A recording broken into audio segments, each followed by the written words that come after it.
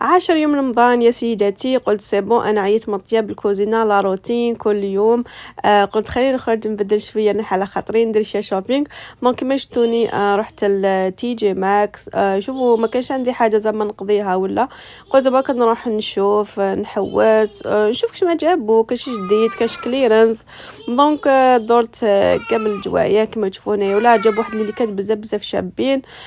شت يعني كل شيء قلت نصور لكم شويه. رحت نجيت للماعن رحت ان بو بارتو. المهم جماعه قولوا نتوما اسك في رمضان تحبوا تخرجوا ولا تحبوا تريحوا في الدار وطياب مي بزاف ولا الكوزينه بزاف مرض لازم نبدلوا شويه ونخرجوا نحو على خاطرنا. وعلى بالكم ممسي تكونوا ما دايرينش في بالكم تشرو اي حاجه لازم تخرجوا. يا لو كان بحاجه ولا بزوج. شوفوا البنات دخلت قولوا 23 الكوزينه كانت باقيه قل 2 سوايع على الاذان. قلت ما كسر راسي ما والو عندي شوربه خليني اليوم ناخذ بوز من الكوزينه.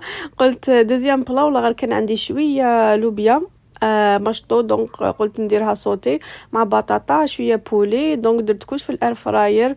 ما كسرت كاع راسي درت في الفور ولا او ميم طون ثاني كنت سبق درت الوسمو الفلون باسكو الفلون سكري لازم كل يوم يكون واجد.